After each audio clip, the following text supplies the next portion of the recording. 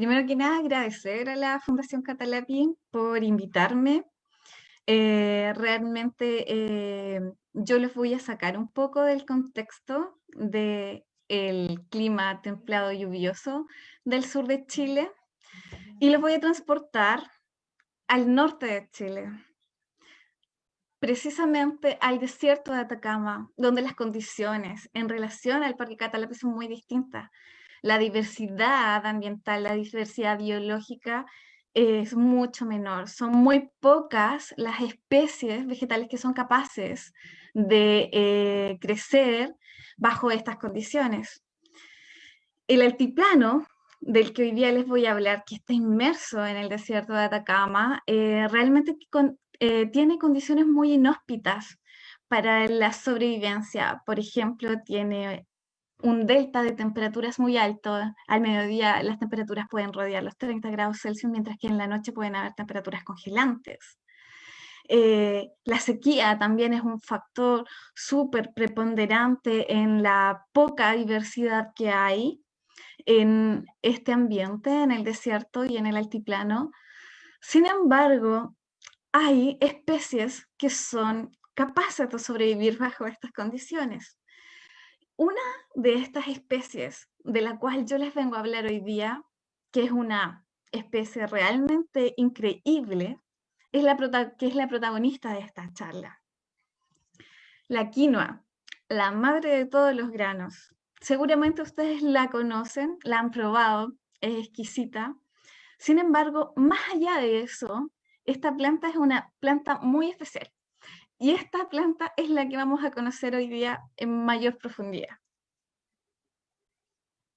Primero les quiero contar que esta planta la cultivaban desde el Imperio Inca, más o menos hace 5.000 años atrás.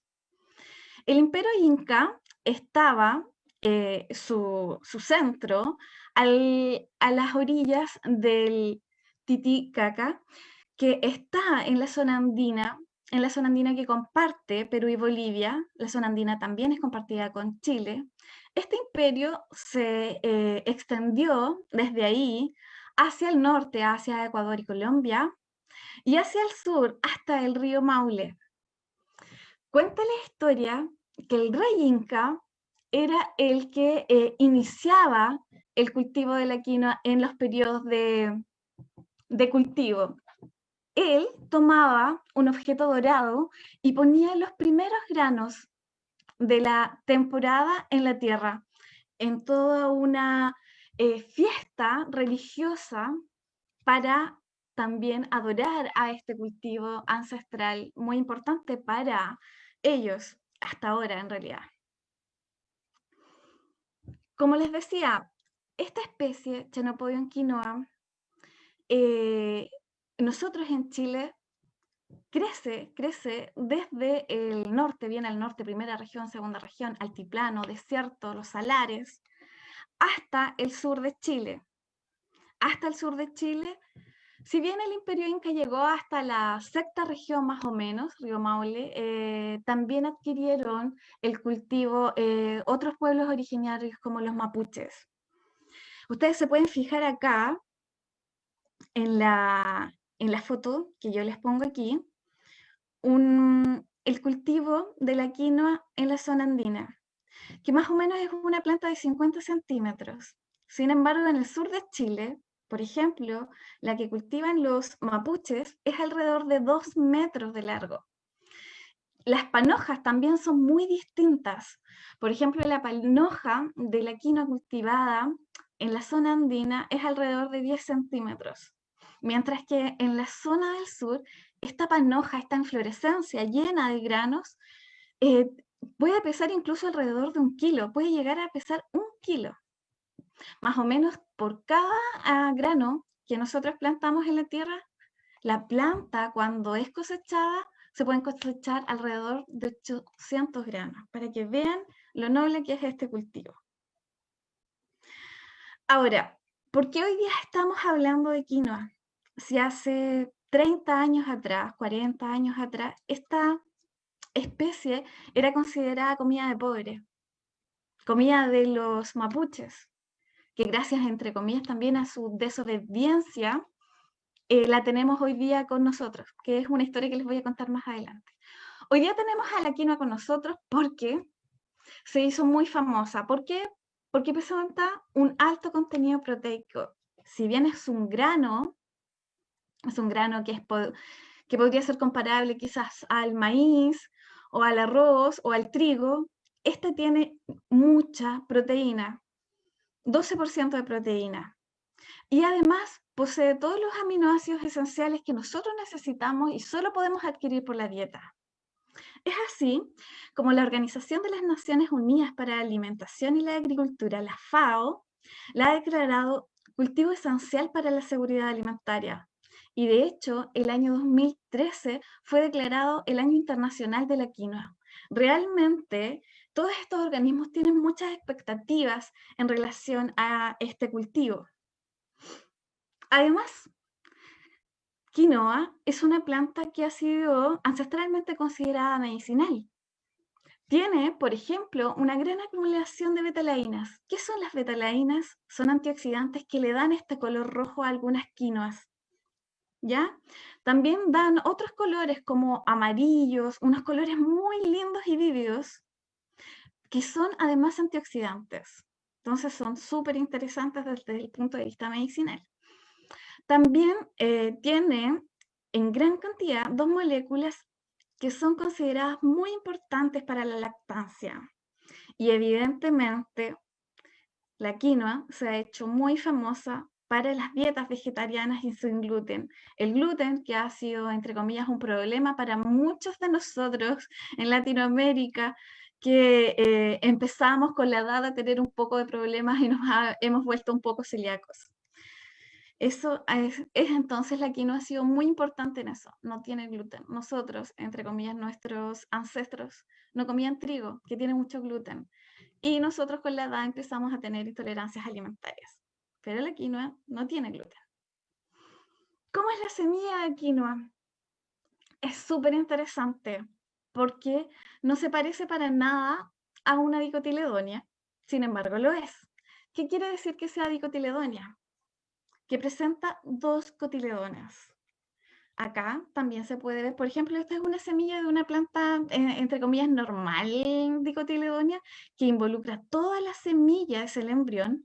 Sin embargo, acá, la parte verde de la quinoa solamente es el embrión. Aquí tiene sus dos dicotiledones. Pero el almidón, que en las plantas, en las dicotiledonias, se encuentra en, en los cotiledones, el almidón en la quinoa solo se encuentra en la parte central, que es denominada perisperma.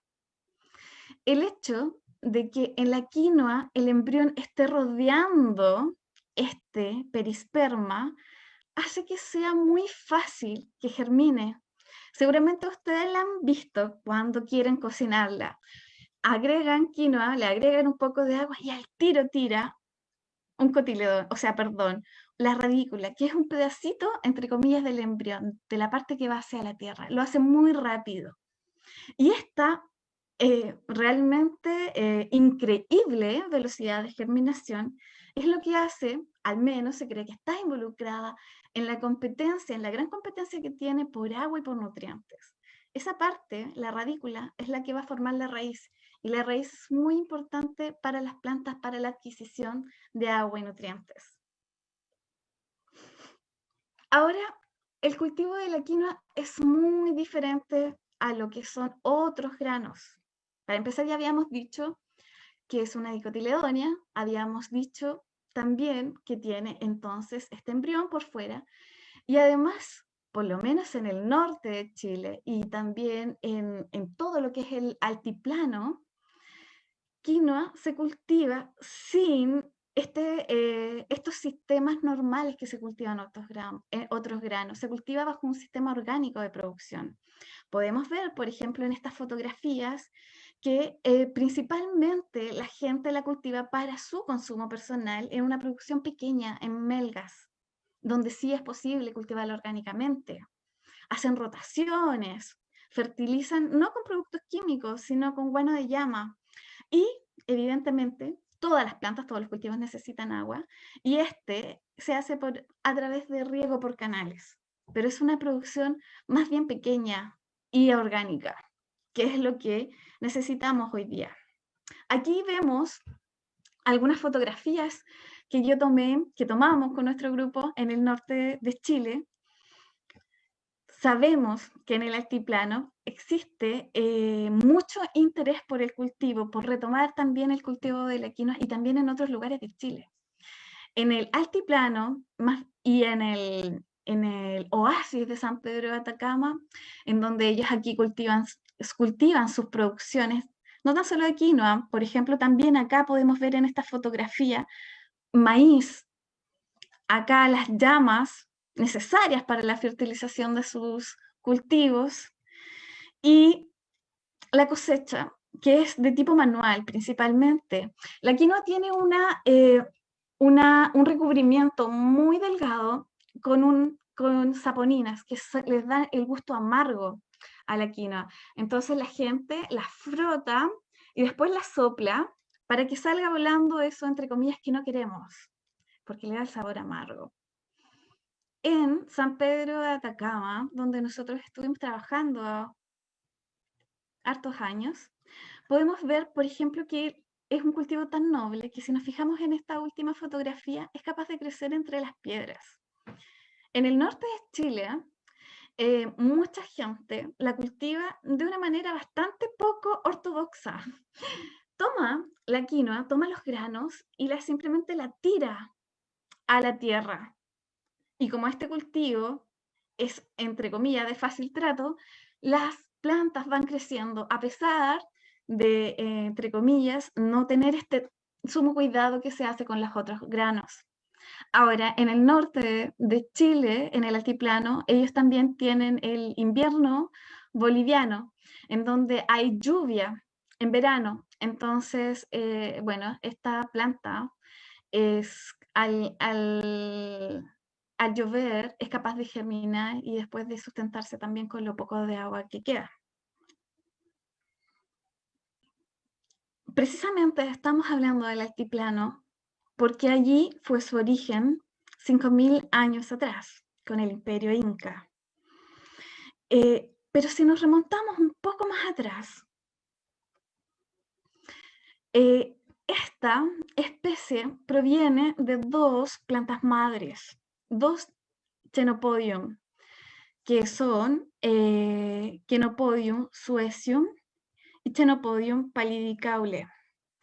Ahora, estas quinopodiáceas eran muy distintas a la quinoa, que la vemos acá, que es mucho más grande, que es la que conocemos hoy día.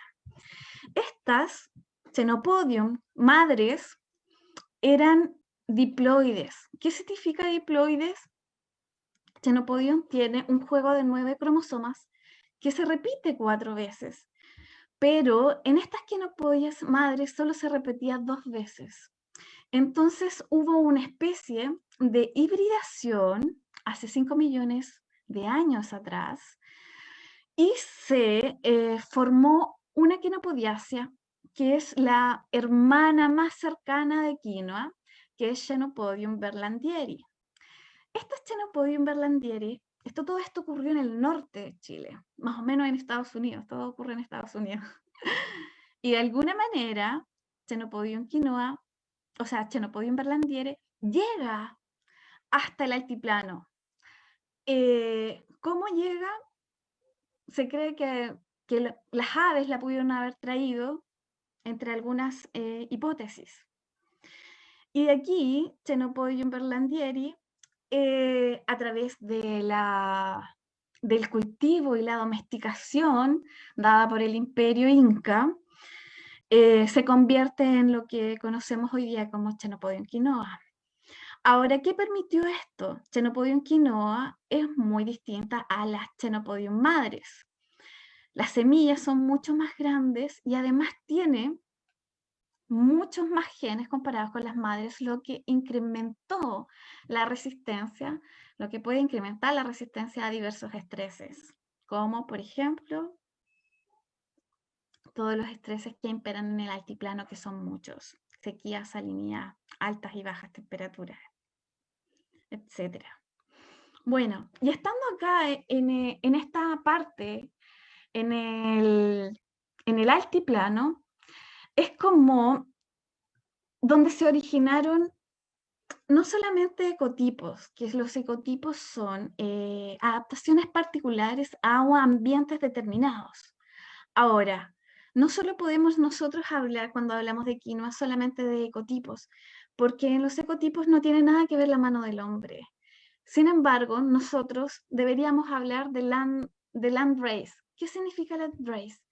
Que nosotros, lo que estamos viendo ahora como semilla, es realmente la combinación del medio ambiente con todos los cuidados que dio, entre comillas, la gente y la selección que hizo también cada una de las personas que cultivaban quinoa. Si tú vas al altiplano o rodeas la parte norte de Chile, te vas a dar cuenta que hay diferentes tipos de quinoa, diferentes colores, y eso es porque la gente, cada uno, entre comillas, de las cuadras de vecinos, empezó a cultivar las quinoas a su manera, seleccionando ciertos caracteres que les interesaban.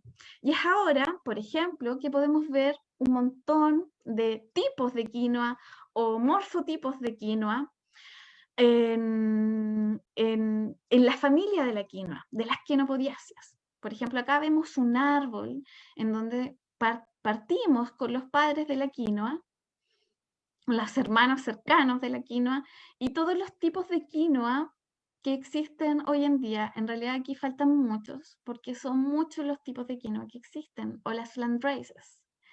Sin embargo, si miramos geográficamente a la quinoa, existen solamente 5 ecotipos relacionados a las distintas zonas geográficas.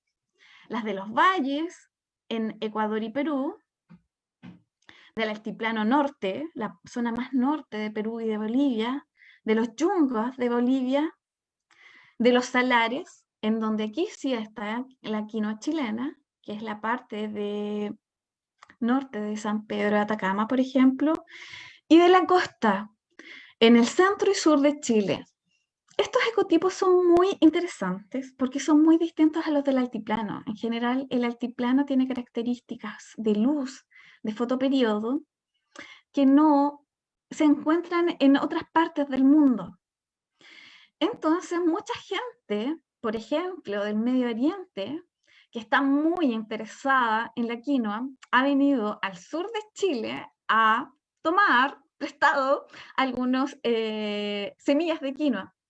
De hecho, ellos han hecho muchos experimentos allá con muchos genotipos de quinoa de todos estos ecotipos. Sin embargo, los que han andado mejor son los genotipos del sur de Chile. ¿Por qué? Porque están adaptados a un fotoperiodo neutro, mientras que los genotipos del altiplano están adaptados a un fotoperiodo más corto. Entonces no les va muy bien con esos genotipos, mientras que con los genotipos del sur de Chile les va ido bastante bien en su siembra. Y lo que tiene Chile, que no lo tiene ninguno de los países con los cuales compartimos esta especie, es que tenemos un país largo, muy largo, donde hay muchos climas. Por ejemplo, desde el norte hacia el sur tenemos un gradiente de temperaturas, un gradiente de riqueza de nitrógeno, por ejemplo, en el suelo. También tenemos una muy diferencial salinidad a lo largo de Chile, en donde en el desierto, en el altiplano, tenemos muy alta salinidad de suelo, mientras que en el sur de Chile no. Las temperaturas, más vale decir, en el norte son muy altas, en el sur mucho más bajas. También tenemos un gradiente de precipitaciones. Sabemos que a nivel mundial las precipitaciones están disminuyendo, sin embargo existe un gradiente acá. Y nosotros tenemos entonces distintos genotipos que están adaptados a estas condiciones tan específicas de las distintas condiciones climáticas de Chile. Sin embargo, podríamos haber tenido un gradiente también de quinoa a lo largo de Chile. Sin embargo, cuando llegaron los españoles a Chile y se instalaron en la zona central, en Santiago, ellos probaron la quinoa la encontraron amarga porque les comenté que la quinoa tiene esa cascarita de saponinas que es muy amarga. La odiaron, la mandaron a exterminar, no querían que la gente originaria de Chile cultivara quinoa porque la encontraban muy mala y empezaron a reemplazar el cultivo por trigo. Entonces, en la zona central de Chile, donde está Santiago, donde está La Serena, no tenemos genotipos adaptados a esas condiciones. Ahora que lo necesitamos, porque en esa zona llueve muy poco y la quinoa es un cultivo de bajo requerimiento hídrico. Sin embargo, no tenemos, ¿ya? Sin embargo, tenemos genotipos adaptados a las condiciones más del norte y del sur. Y estas distintas condiciones ambientales entonces han ejercido presión para que hoy día encontremos muy distintas quinoas, todas la misma especie, pero presentan muy diversas habilidades para soportar distintos factores ambientales, como lo que les nombraba, sequía, salinidad, etc. Entonces, lo que les quería decir es que muchos de los países están muy interesados en nuestras quinoas. Resumiendo hasta aquí, entonces la quinoa es una especie ancestral originaria de la zona andina que tiene exorbitantes atributos alimenticios. Chile es el único país productor de quinoa que cuenta con ecotipos costeros que están adaptados a un fotoperiodo largo y poseemos una diversidad de genotipos no observable en los otros países en los que compartimos cultivo.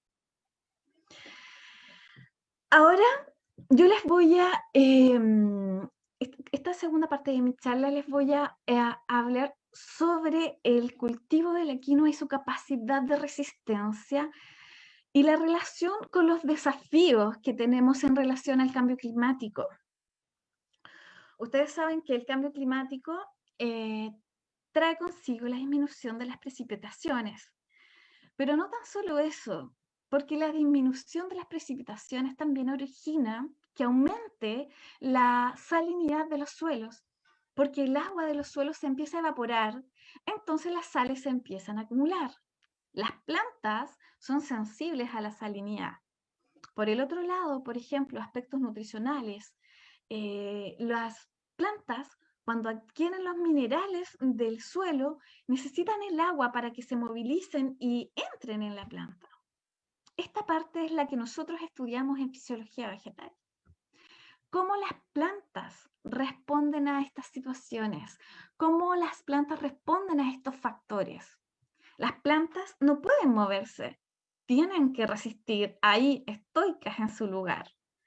Y nosotros, yo, como Samantha dijo, soy fisióloga vegetal y necesito tratar de entender lo que quiere decir la planta, si se estresa o no se estresa. Se estresan igual que nosotros. Lo que pasa es que no hablan, lo que pasa es que no se pueden mover, pero sí nosotros tenemos la posibilidad, entre comillas, de escucharlos. ¿Cómo? Con muchas herramientas relacionadas a la fisiología vegetal.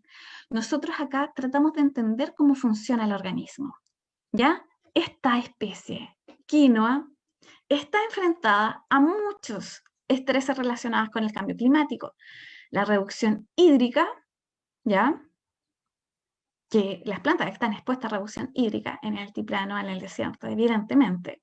Entonces estas plantas se han adaptado a esa condición. A la salinidad. Esta planta es considerada una especie halófita. ¿Qué quiere decir halófita? Que crece mejor con un poquito de sal. Y también a otros estreses como el de nutrición. Por ejemplo, nitrógeno, que es el macronutriente esencial para las plantas. Es uno de los macronutrientes, pero el que necesitan en mayor cantidad las plantas. Les quiero hablar sobre los requerimientos hídricos. Imagínense, sembrar una hectárea de quinoa para sembrar una hectárea de quinoa necesitamos 1.600 metros cúbicos de agua. Pero para sembrar, por ejemplo, una hectárea de palta necesitamos 9.000 metros cúbicos. Y para sembrar una hectárea de cítricos necesitamos 13.000 metros cúbicos. Entonces, con respecto al requerimiento hídrico, no tenemos por dónde perdernos. La quinoa no tan solo es buena nutricionalmente, sino también es buena en el sentido de que ocupa muy poca agua, ¿ya? En comparación con otros cultivos. Ahora, acá puse la foto de Enrique. Enrique es un colega mío de SEASA, que él en realidad nosotros le decimos el padre de la quinoa en Chile porque fue el que empezó con el estudio y que bueno, nos incentivó al estudio de la quinoa. Él publicó un paper en el año 2007 donde reintrodujo quinoa a la zona central, en La Serena, y él investigó muchos genotipos de quinoa y trató de entender cuáles eran los que mejor se adaptaban a esa zona. Realmente, si ahora La Serena está produciendo quinoa para el comercio local, es por Enrique también. Nosotros, desde un punto de vista más fisiológico, más para tratar de entender cómo funciona la planta, también hemos hecho muchos análisis. Y una de las cosas que nosotros logramos entender que un poquito de estrés no le hace mal a la planta, un poquito de estrés hídrico. De hecho, nosotros investigamos que, por ejemplo, un poco de estrés en quinoa, si bien a lo mejor puede disminuir un poco la producción, incrementa la calidad del grano. Acá nosotros en este paper podemos ver que cuando las plantas crecen bajo la condición de 1.600 metros cúbicos de agua, generan esta cantidad de proteína cada grano, o sea, en porcentaje, un 15%. Sin embargo, cuando yo aplico un poco de presión y cierro un poco la llave y le aplico un poco de estrés hídrico, no le hace mal a la calidad e incrementa la cantidad de proteína. Por el otro lado, si bien esta planta y todas las plantas se estresan bajo condiciones de estrés hídrico, esta planta, a diferencia de muchas, es capaz de recuperarse muy, muy rápidamente. Es decir, que la fotosíntesis, que es el proceso fundamental en las plantas, para la producción, por ejemplo, de grano, se activa nuevamente apenas obtiene gotitas de agua, ¿ya? Enrique también debo decir que fue uno de los que describió que las raíces de la quinoa son muy a flor de tierra, son muy tienen muchos niveles, a diferencia de otros cultivos. Entonces, por ejemplo, con la neblina de La Serena, era capaz de adquirir esa agua. Entonces, es una especie realmente que tenemos que tener en consideración cuando hablamos de restricción hídrica, porque nosotros acá en Chile y a nivel mundial, a nivel planetario, el agua va a ser un problema. A nosotros nos invitaron también a hacer una exposición en Petorca. Realmente la gente estaba muy interesada en la quinoa porque es un lugar donde realmente hay serios problemas de justicia con el agua. Por un lado, en la parte de arriba, paltas que consumen mucha agua y abajo no tienen ni siquiera para lavarse las manos. Entonces, realmente para ellos la quinoa sí ha sido una alternativa. De hecho, es tan así que en este minuto los mayores productores de quinoa se encuentran en Petorca. Muy exitosos por lo demás.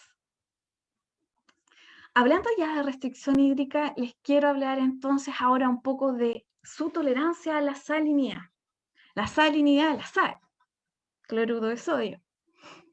Yo les había dicho que Arabia Saudita es un lugar del Medio Oriente, es un país del Medio Oriente donde están muy, muy preocupados de este cultivo. De hecho, paradójicamente, ellos no tienen quinoa naturalmente, pero ellos fueron los que secuenciaron el genoma de la quinoa en el 2017. De hecho, si bien no han dicho nada todavía, estoy segura que están haciendo plantas modificadas genéticamente de quinoa. Entonces, eso es algo que que seguramente ya están haciendo. Sin embargo, por ejemplo, yo me puse a ver para la construcción de esta charla, en los periódicos salen los mecanismos de resistencia a la salinidad en quinoa. Aquí en Chile eso jamás ocurriría. Para eso estamos haciendo esto, difusión. Bueno, como yo les había dicho, la quinoa y la relación con la salinidad es realmente increíble porque ellas necesitan un poquito de sal para que les vaya mejor. Y hay muchos, y se han repetido durante mucho tiempo experimentos de riego con agua de mar de quinoa y se han encontrado producciones positivas a pesar de la alta salinidad que tiene el agua de mar. La salinidad del agua de mar es más o menos 400 milimolar de cloruro de sodio. Y nosotros acá, en la primera fotografía que vemos acá, es un riego con un poquito menor de salinidad, 300 milimolar. Y aquí podemos ver una planta a 100 milimolar, que es como lo normal, por así decirlo, para quinoa. Un poquito de sal le hace bien, habíamos dicho. Sin embargo, a 300 milimolar ustedes pueden ver que hay producción. Entonces eso es maravilloso para una planta.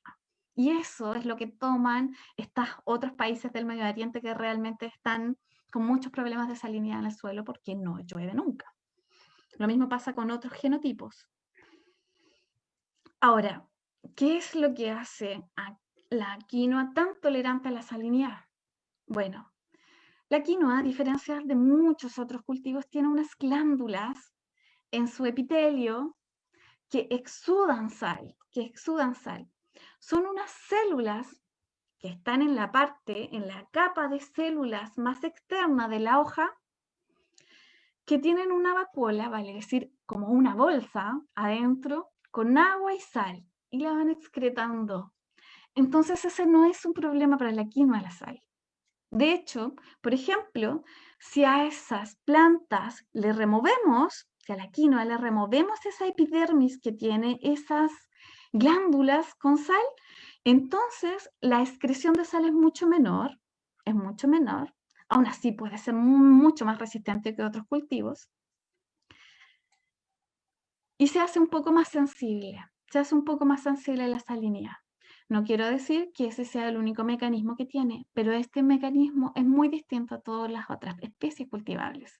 Esta es la fotografía, está en blanco y negro, que yo saqué del periódico de Arabia Saudita. Era una noticia que estaba ahí. Y aquí muestra cómo es la glándula esta célula que tiene una bolsa que acumula agua y sal y así la excreta. Y lo que les quería decir, que esto sí lo hemos hecho acá en el laboratorio, es que las semillas también son muy distintas. Las semillas, por ejemplo, de el salar de socaire, y por ejemplo comparándola con faro, que es un genotipo de la costa, de acá de Chillán, de cerca de Chillán, son muy distintas si nosotros observamos la química. Esto, cada uno, acá, cada uno de estos es un químico, no me importa cuál. Lo único que me importa es que vean la distribución distinta que existe de los químicos en las semillas. Y eso también está influyendo en que las semillas de los genotipos de los salares germinen antes bajo una condición de salinidad. O sea, bajo sal, los genotipos de los salares les va muy bien y germinan, mientras que los genotipos del sur les va mal y no germinan. Ahora, nosotros nos preguntamos si bien estos genotipos no están adaptados a esta condición de salinidad, podemos ayudar a que incremente la tolerancia a la salinidad en estos genotipos de costa. ¿Por qué? Porque es interesante, porque son los genotipos de costa los que se están distribuyendo alrededor del mundo. Y no los genotipos del salar, porque los genotipos del salar, al ser adaptados a este fotoperiodo, fotoperiodo corto, o sea, de pocas horas de sol, entonces son menos distribuidos alrededor del mundo, les va un poco más mal. Entonces necesitamos incrementar la tolerancia a la salinidad de estos genotipos que no están adaptados a estas condiciones altas de salinidad. Y empezamos a emplear un método que en inglés es priming, o preacondicionamiento en español, o memoria. Entonces, lo que nosotros hicimos, aquí por ejemplo vemos que los genotipos sensibles no germinan bajo salinidad.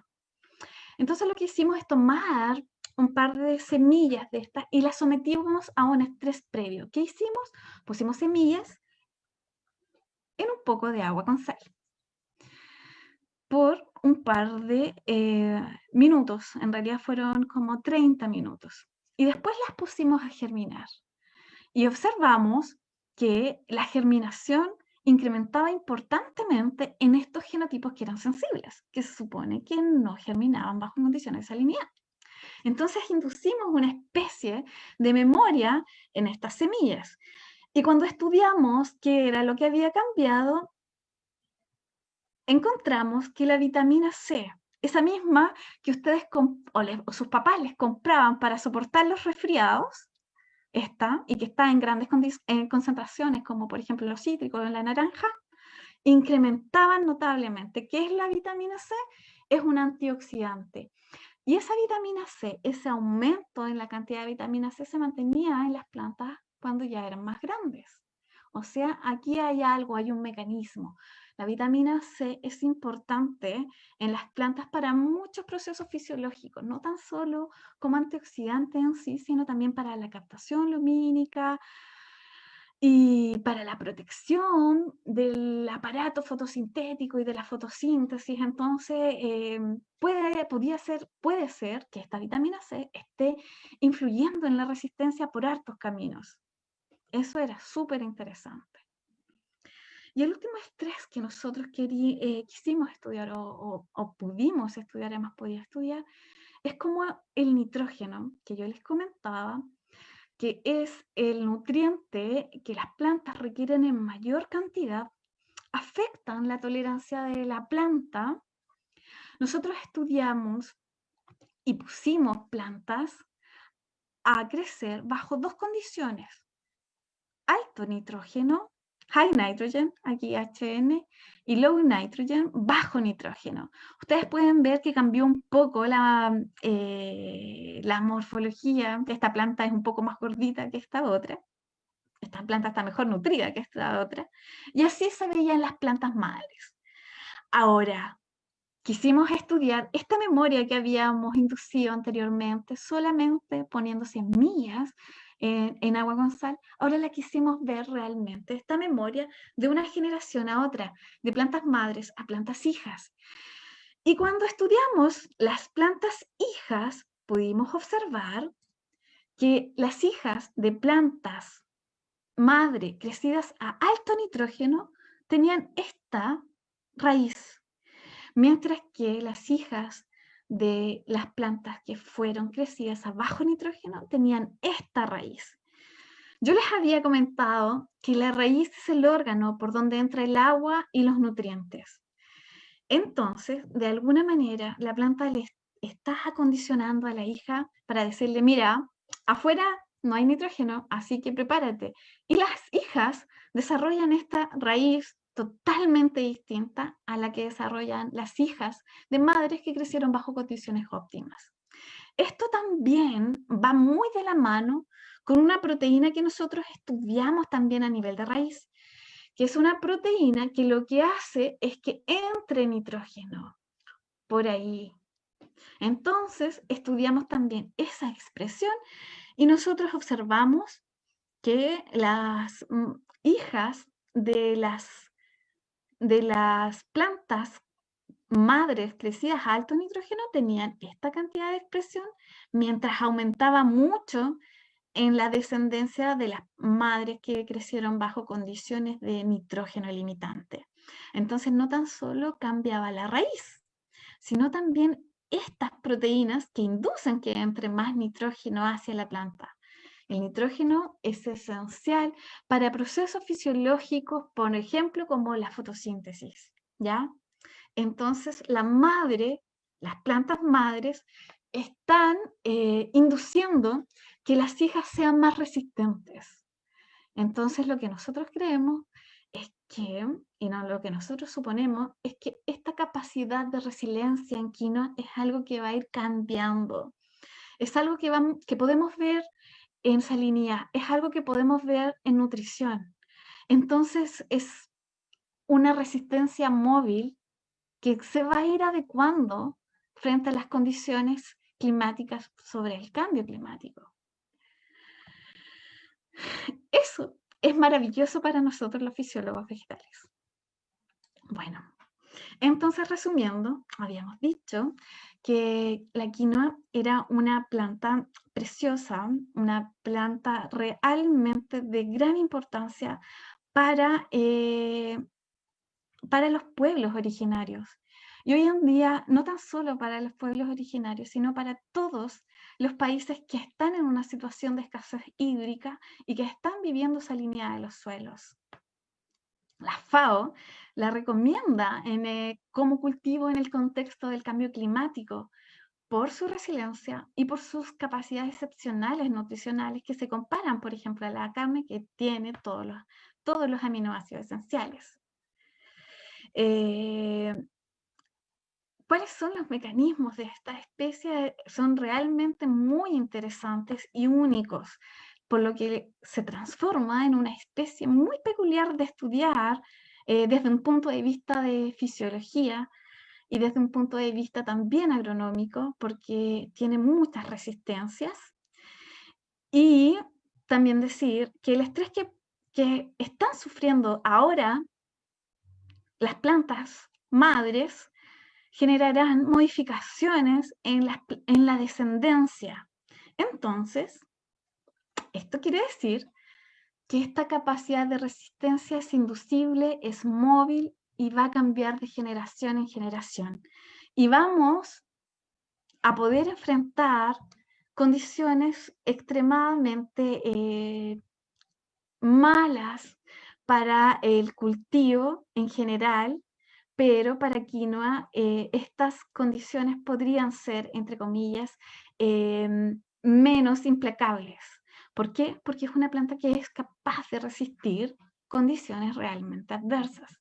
Y lo importante es eso, que esta capacidad va a cambiar de generación en generación. Esto lo tenemos que seguir estudiando porque realmente es muy importante bajo condiciones de cambio climático. La resistencia no es estática, la resistencia es móvil.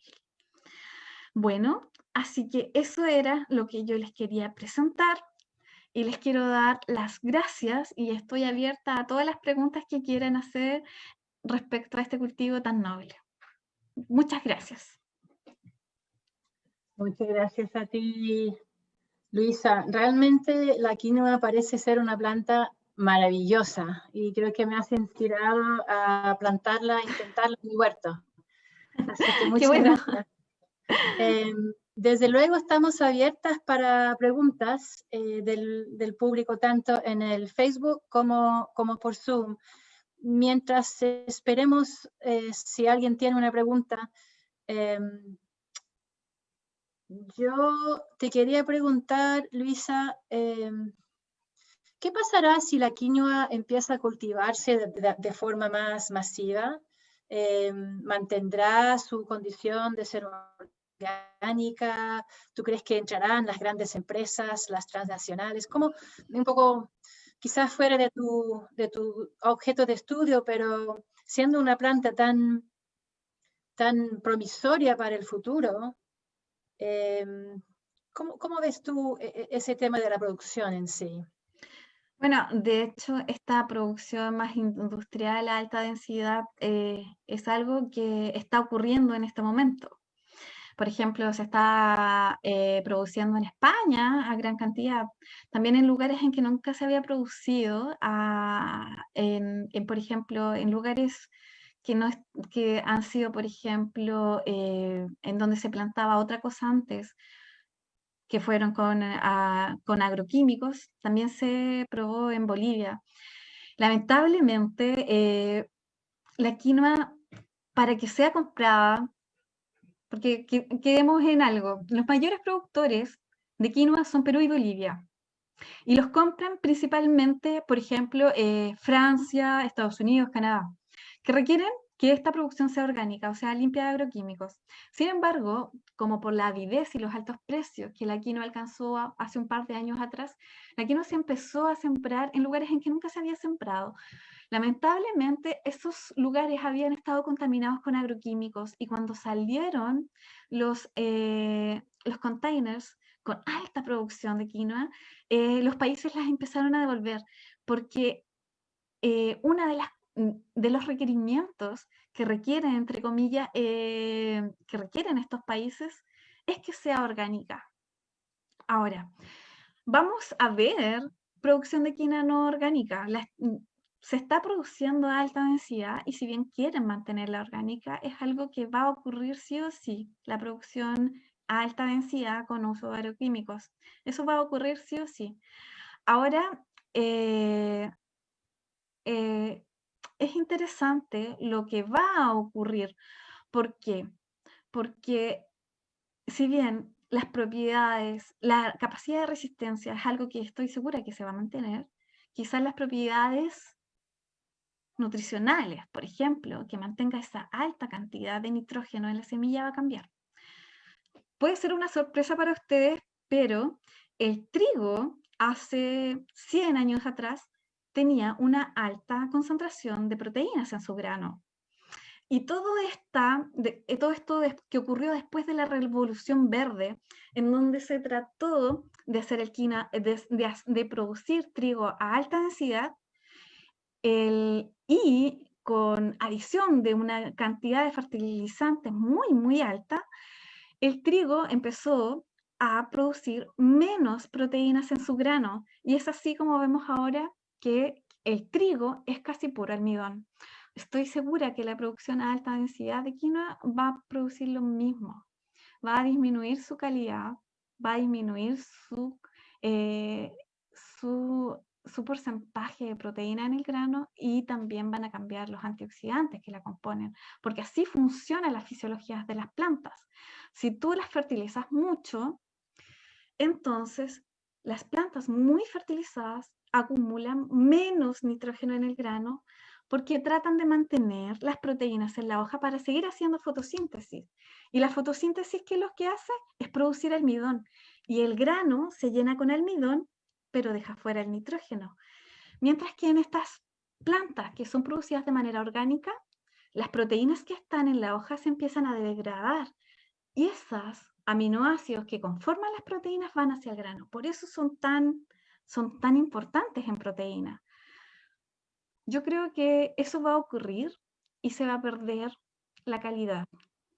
Ahora, frente a no tener producción, yo creo que es mejor tener un poco de producción de más mala calidad a no tener nada. Porque en este momento, el trigo, por ejemplo, si comparamos la quinoa con el trigo no tiene los genes para sobrevivir bajo condiciones de alta salinidad. No puede, no resiste, mientras que quinoa sí. Súper. Luisa, tengo más preguntas. Ahora sí. La Alejandra hace tiempo, una pregunta bastante compleja para mí, pero también hay preguntas muy sencillas y directas como las que yo también tengo.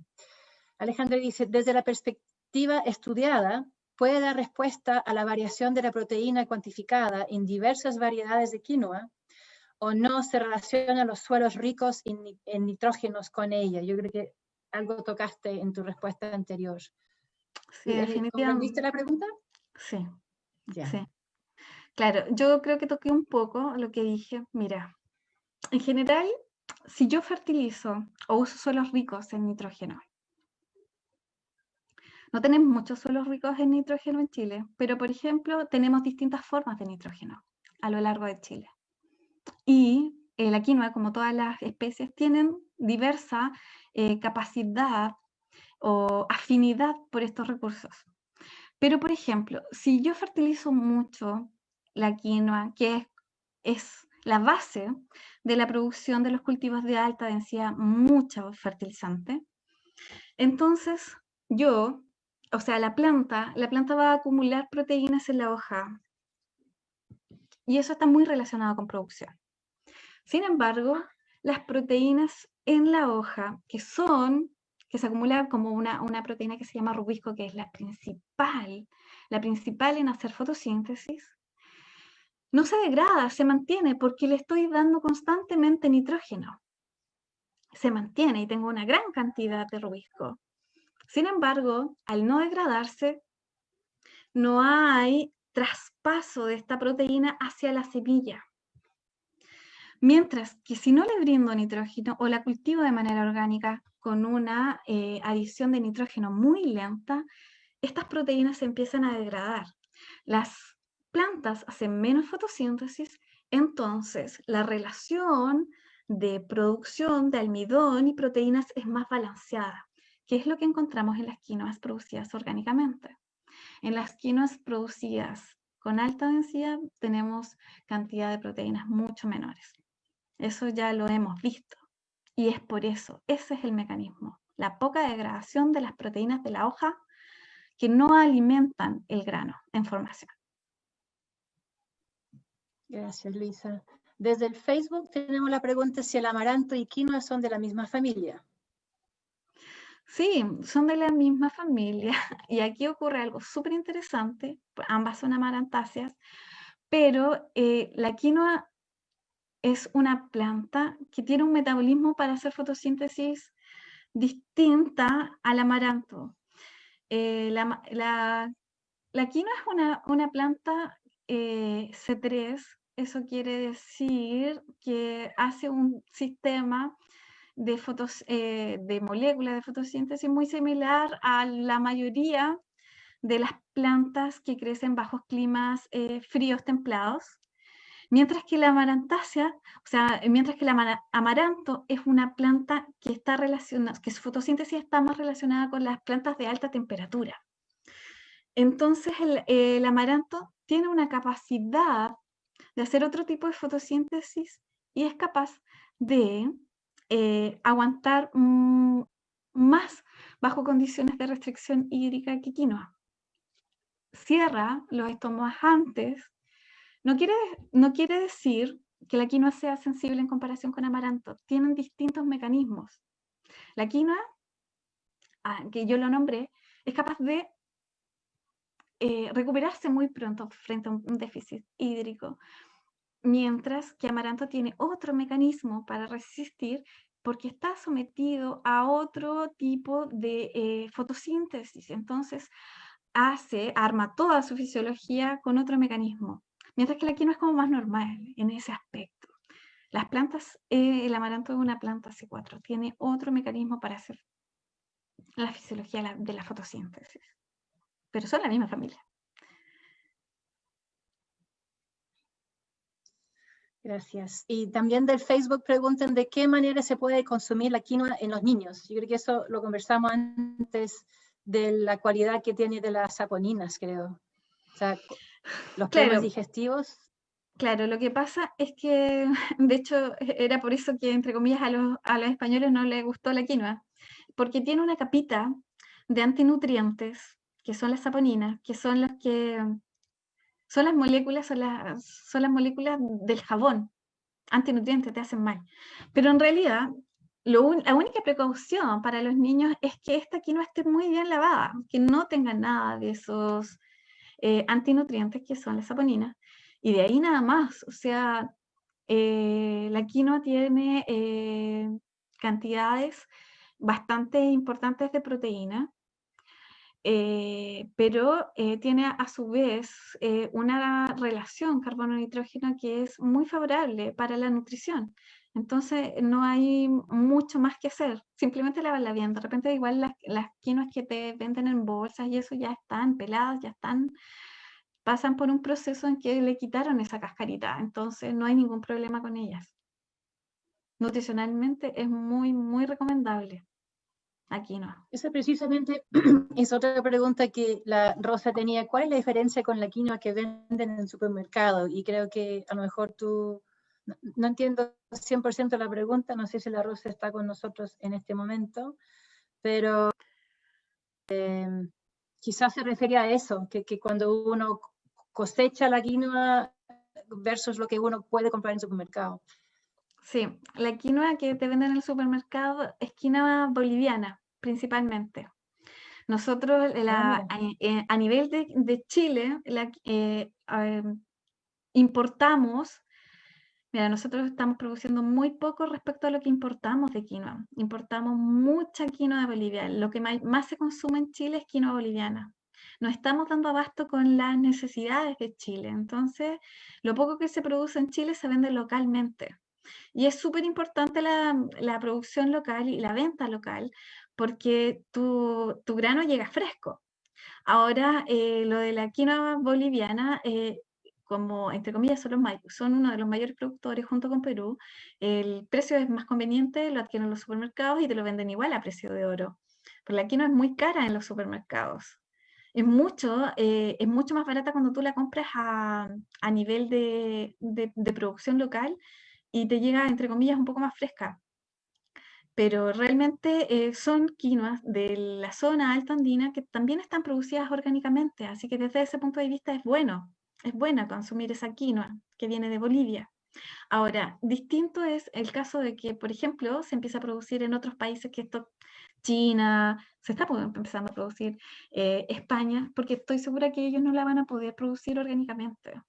Entonces, todas estas, bueno, no van a poder cumplir con la seguridad de no usar agroquímicos. Y finalmente los agroquímicos es algo con los que tenemos que tener mucho cuidado en toda esta... Porque la salud es súper importante y los agroquímicos a muchos se han visto que son perjudiciales para la salud. Entonces, la producción orgánica es importante.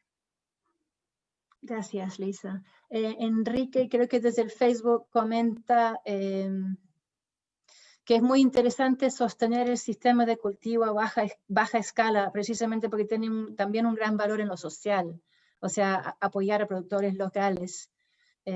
También es importante considerar. Lisa, tengo dos preguntas sobre la adaptabilidad de la planta. Gabriel quiere saber cómo ves la adaptabilidad específica del ecotipo del altiplano, las de 2 metros, pero si no me equivoco, las de 2 metros eran del sur, ¿no? Para la costa de la quinta región. Sí, bueno, la pregunta es cómo se adapta a la quinta región y Enrique, no sé si el mismo Enrique, perdón, quiere saber si lo podemos probar en los bosques templados, que es también mi anhelo. Sí. Mira, con respecto a la costa, la costa es muy húmeda en general. Pero estos ecotipos del sur, estos que miden 2 metros, son costeros. Por ejemplo, si tú realmente quieres poner una quinoa de la zona altoandina en la zona costa, yo te digo al tiro que no.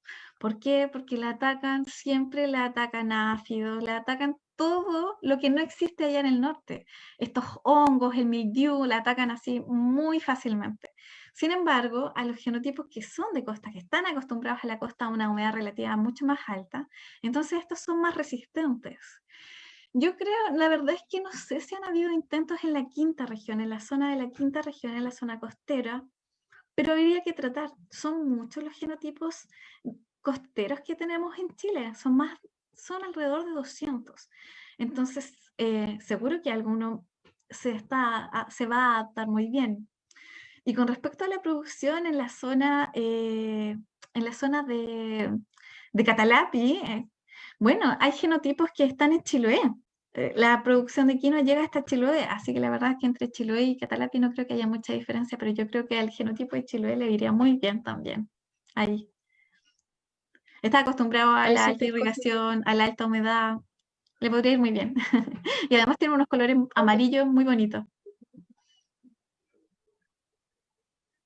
Tenemos que encontrar el genotipo quizás experimental, cuál resulta.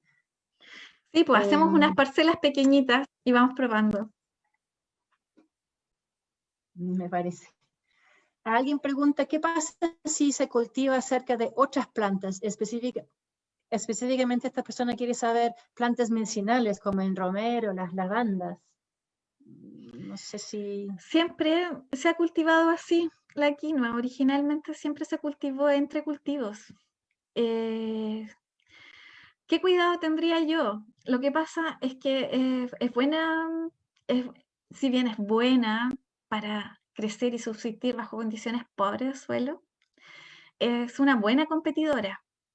Entonces, yo la pondría un poquito más lejos con plantas que no son buenas en competencia por nutrientes y por agua. Es una planta muy competidora, entonces yo la pondría un poquito más alejada, pero siempre se ha cultivado así.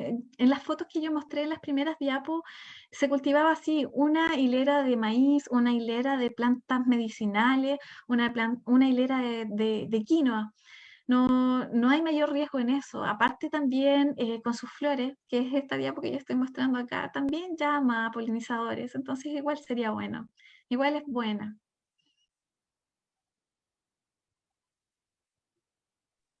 Súper, gracias.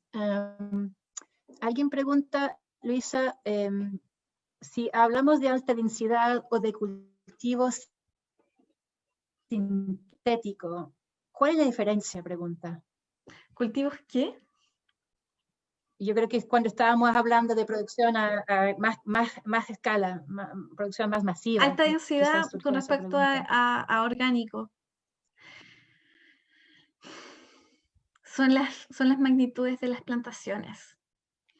Por ejemplo, en realidad, por ejemplo, alta densidad, que son las condiciones a las que se cultivan otros granos, por ejemplo, trigo, involucra el achicamiento de las plantas que se usan en alta densidad son más chicas. Nosotros acá en quinoa en el sur tenemos plantas que miden hasta 2 metros de largo. Y bajo condiciones también de nutrición artificial. No hay alta densidad bajo condiciones orgánicas porque se chupa el nitrógeno que se disuelve bajo, por ejemplo, guano de llama, es muy lento, no permitiría un cultivo de alta densidad. Entonces, alta densidad significa que es un cultivo tal cual los otros, por ejemplo, tipo trigo. Y realmente yo creo que si la fertilizas muy bien, le iría bien a la quinoa. Lo que pasa es que vas a perder en otras cosas. Ya no va a ser un cultivo orgánico y puede ser que tu cantidad de proteínas a nivel de semilla disminuya. Eso se va a hacer. Muy interesante. Muy interesante ese equilibrio entre los diferentes factores. Se nota, Luisa, que la gente está muy entusiasmada para plantar quinoa, porque siguen las preguntas sobre cómo hacerla. ¿Se puede trasplantar? Sí, pero no es necesario. Es una pregunta. Es una pega más. Porque en realidad, como yo les mostraba, o sea, nosotros en el laboratorio, al principio la trasplantábamos, después nos dimos cuenta de que no es necesario. Tú simplemente la tierra y la siembras unos 2 centímetros, un poquito ahí, la tapas y listo. Es muy noble en ese sentido la quinoa. De hecho, yo les mostraba que en la zona norte es capaz de crecer entre las piedras y ellos no se dan más esfuerzo que simplemente tirarla y esperar a que llueva y que emerja. No hay más que eso. En ese sentido es muy noble. Ahora, por ejemplo, nosotros acá lo que hacíamos también era hacerle un hoyito a una bolsa y pasarla por la tierra y ahí quedaba en hilera, pero no es necesario trasplantarla. La puedes hacer, puedes sobrevivir, pero mejor que no, la lanzas directo a la tierra y va a germinar. Si la semilla está buena, y es difícil que pierda su viabilidad, o sea, se mantiene bien 2 años seguro. Al tercer año puede ser que empieces a perder viabilidad, pero realmente no es necesario trasplantarla, es un paso de más. Ya, perfecto, hay que ahorrar trabajo en la huerta. Sí. Las experiencias, perdón Lisa, no te comenté, pero han habido muchas felicidades por los 2 chats, por tu muy buena presentación, por tus respuestas, en general muchas felicidades del público que está mirando hoy día, así que nuevamente muchas gracias.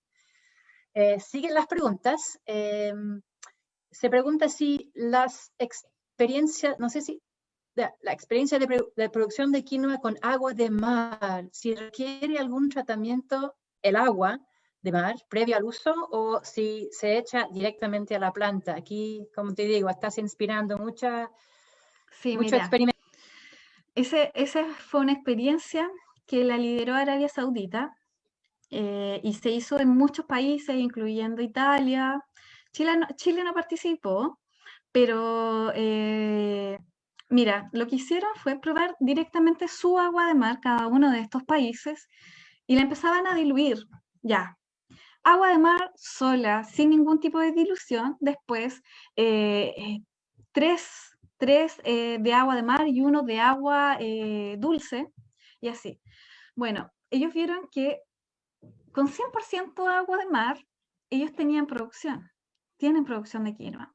Poca, disminuye alrededor de 4 veces, pero tienen.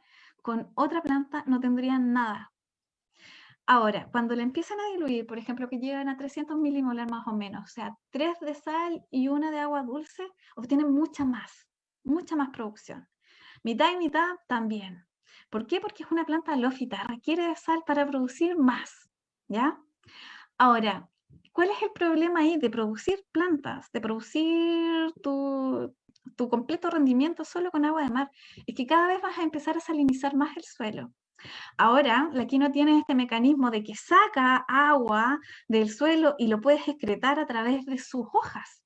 Eso es súper interesante, porque, por ejemplo, también hay investigaciones en que están usando esa sal como biosal para desalinizar precisamente suelos que están muy contaminados con alto cloruro de sodio.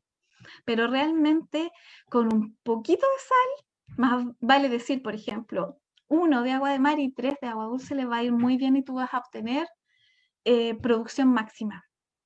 Ahora, si no te queda otra, si solo tienes aguas de sal, vas a producir, pero es un poco riesgoso para tu suelo del futuro. Entonces esa fue la conclusión de este mega experimento que se hizo. Y eso, o sea, mitad y mitad era algo prudente para ellos, llegaron a la conclusión, pero puede ser un poco riesgoso si tú quieres usar después el suelo para otra cosa. Después puedes producir quinoa en la otra estación, porque la quinoa dura 6 meses su producción. Por ejemplo, acá nosotros la sembramos en septiembre y cosechamos en enero, febrero. Ahora tú la puedes poner de marzo a junio a que se recupere en el sentido de sacar un poco de sal, no llegar a producción, sino que sacar un poco de sal del suelo y arrancarla, por ejemplo, en estado vegetativo, no producción, simplemente sacar la sal que está ahí. Es un mecanismo. Pero realmente, o sea, es una planta que es bien noble, pero evidentemente regar con sal o completamente con agua de mar es igual un fastidio para tu suelo del futuro. Sería un poco peligroso para tu suelo del futuro, pero hay mecanismos y ellos ofrecieron ese mecanismo que te contaba yo para, entre comillas, después descontaminar un poco de la salinidad del suelo, con la que queda por el riego de agua de mar. Gracias, Luisa. Tengo 3 preguntas más y yo creo que dejémoslo así con las 3 que quedan y cerramos la charla porque ya van a ser 6:30, ¿te parece? Ok, me parece. Hablando de consumo de agua, alguien pregunta si puede tener un consumo de agua bidireccional, es decir, suelo, planta, atmósfera y viceversa. Como es tan maravillosa la quinoa. Mira, qué interesante pregunta. ¿Sabes qué? Yo no sé si alguien lo ha abordado eso, yo no lo sé. Y me imagino que sí, por las experiencias que obtuvimos en La Serena. No las obtuve yo directamente, pero las obtuvo este colega que les decía yo, que es Enrique Martínez, que él encontró que las raíces iban como a la parte más superficial, pero él tampoco midió realmente que desde la atmósfera entrara el agua, por ejemplo, hacia los estomas y entrara y fuera. Se sabe que para otras especies del trópico, las plantas del trópico usan ese mecanismo para adquisición de agua. Y acá en quinoa nosotros tenemos también plantas que crecen en el trópico, Ecuador, Colombia. Sin embargo, justo esas quinoas son las menos estudiadas. Entonces yo no te sabría decir eso. Es una tarea por investigar para mí. Pero sí, podría ser, sobre todo con estas plantas que son más del trópico. Interesante, sí. Segunda pregunta, ¿cuánto es el tiempo adecuado para cocinar la quinoa para que no pierda sus nutrientes? Ah, la verdad, unos 30 minutos, una cosa por el estilo, porque son unos granos bastante pequeñitos. Pero lo que sí yo recomiendo, sí o sí, sobre todo cuando la compran así como a productores en las cuales no está muy limpia, lavarla hartas veces, hasta que salga toda la espuma y de ahí cocinarla. Y yo creo que unos 30 minutos basta. Seguramente hay otros más expertos que yo en esta parte de la cocina de la quinoa, pero yo creo que con eso unos 30 minutos por mi experiencia. Pero súper interesante tu punto de lavarla mucho. Sí. Y bueno, la última pregunta, confieso que es mía también, que es, ¿qué pasa si yo tomo una bolsa de quinoa que yo compré en el supermercado acá Ujú, y la planto en mi huerto y ujú. cosecho? Y en 2, 3 años podría cambiar el genotipo para adecuarse a mi suelo, Las plantas van porque la verdad, microevolucionando. Sí. ya, De hecho, bueno, yo no lo he hecho, pero un colega mío lo hizo. Compró una bolsa de quinoa en el supermercado y la plantó y para empezar, germinó, porque podría no haber germinado. Porque cuando pelan en general la quinoa, yo les había mostrado que el embrión rodea a la semilla. Entonces, sí, cuando la pelan con descuido, pueden sacar parte del embrión. Sin embargo, a pesar de eso, muchas de la bolsa del supermercado que compró germinaron. Vale decir que si bien salió un pedazo, no fue tan importante como para que la planta no germinara, que la semilla no germinara. Ahora, sí, claro, tú vas a empezar, es por eso quizás que existen tantos genotipos de quinoa, porque la gente hizo esto, lo que yo les decía, que es landrace, es la combinación de la presión ejercida por medio ambiente más tu mano. Lo que tú seleccionas, el carácter que tú seleccionas, dónde el terruño por así decirlo. Claro, yo te recomendaría sí que no compraras una bolsa de supermercado y que pidieras una que sea del sur, de los genotipos costeros, porque los que te venden en el supermercado son de los genotipos andinos, que que no van a andar muy bien, por ejemplo, en el sur de Chile. Porque ahí vas a lograr, entre comillas, esta microadecuación que va a ir de generación en generación hasta que se produzca si lo quieres y si eres constante, porque esto es cuestión de muchos años también. Las variedades, por ejemplo, que se obtienen y que la gente las inscribe, entre comillas, a nombre propio, son producto de trabajo de al menos 20 años. ¿Y qué es una variedad con respecto a un landrace? Es que es capaz de mantenerse así constante o que cambiaste alguna propiedad, por ejemplo, en vez de hacer producción a los 6 meses, puedes hacer producción a los 3 meses, que es lo que se ve, por ejemplo, con otros genotipos que las han, entre comillas, la han hecho evolucionar a una alta escala, rápido, por así decirlo.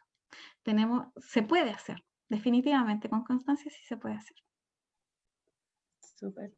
Bueno, Luisa, no queda más que agradecerte otra vez por la muy interesante charla. Me alegro que nos alejamos un poquito hoy día en la tarde del bosque templado y que llegamos hasta el altiplano para compartir contigo.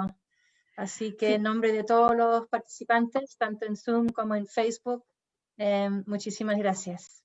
No, solo agradecer a la Fundación Catalati por esta invitación y a todas las personas que se unieron a esta charla. Muchas gracias, espero que haya sido de su interés y que cualquier cosa, cualquier pregunta que haya quedado ahí en el tintero, me la hacen llegar a mi mail o a alguna parte. Nos estaremos viendo. Perfecto. Muchas gracias y buena tarde a todos y Buenas todas. tardes a todos. Chao.